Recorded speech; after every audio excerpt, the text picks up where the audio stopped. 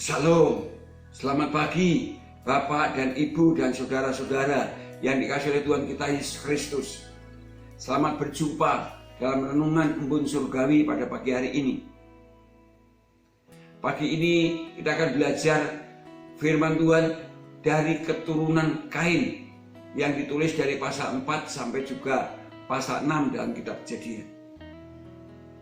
Keturunan Kain ini walaupun dari Kain dan keturunannya rupanya menjadi orang yang tidak taat kepada Tuhan, tidak percaya kepada janji Tuhan, tidak percaya kepada firman Tuhan, dan juga bahkan berani menantang Tuhan seperti Kain menantang Tuhan karena berani tinggal di tanah Nod sebelah timur Eden.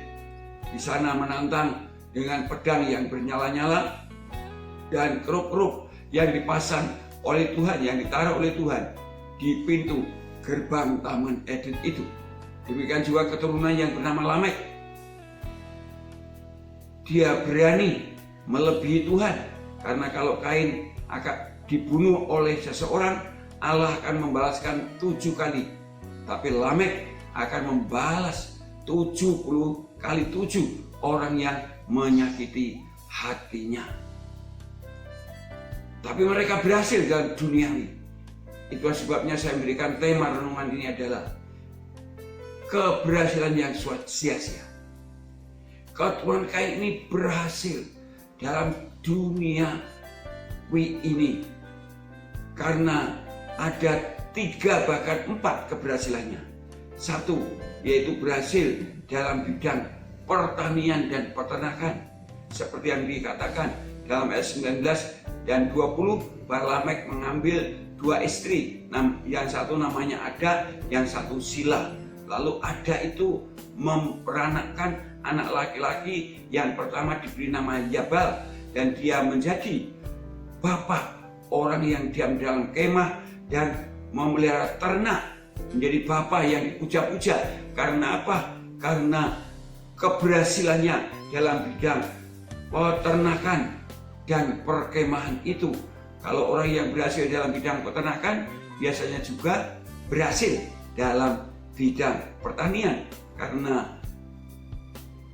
punya pupuk yang baik, yaitu kotoran binatang itu, sehingga pertaniannya menjadi berhasil.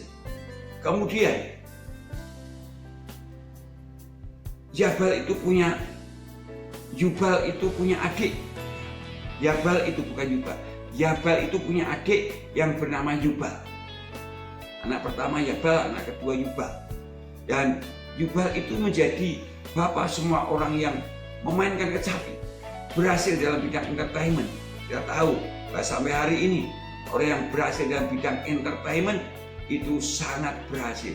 Itu dimulai dari Yubal, keturunan Kain, yang menjadi bapak semua orang yang memainkan kecapi dan sulit itu. Kemudian yang ketiga, berhasil dalam membuat senjata dan alat pertanian karena Sila, istri kedua, punya anak, itu ayat 22, diberi nama Tubal Kain. Dia menjadi bapak tukang tembaga dan tukang besi.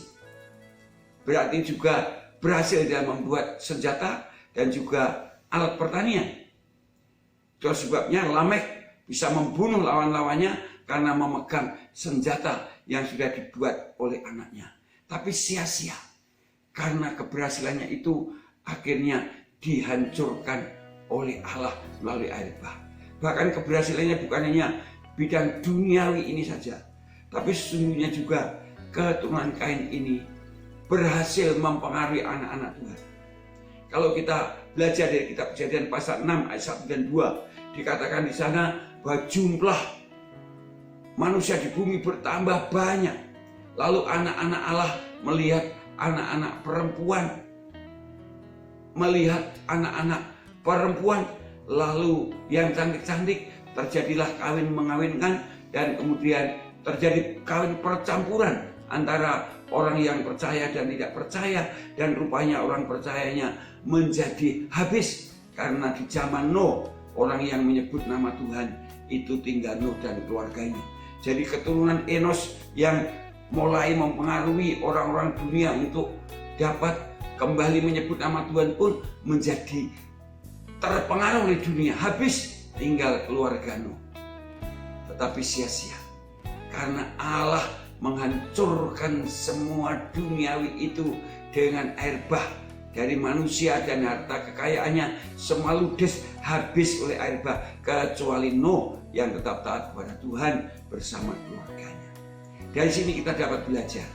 Satu, jangan takut menjadi minoritas. Karena kalau Anda tetap taat dan setia pada Tuhan, diperhatikan oleh Allah dengan luar biasa.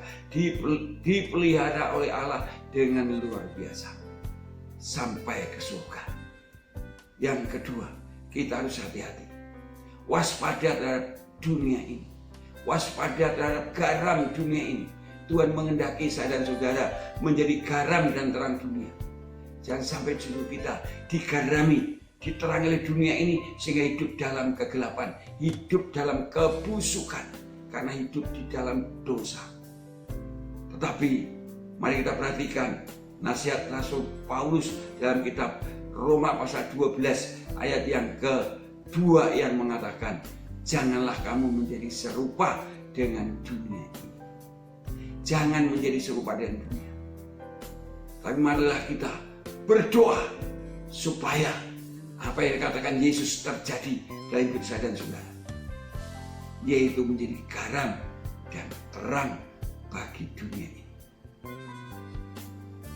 Amin. Selamat pagi, selamat berkarya. Kiranya firman Tuhan memberkati kita sekalian dan Tuhan selalu beserta kita senantiasa.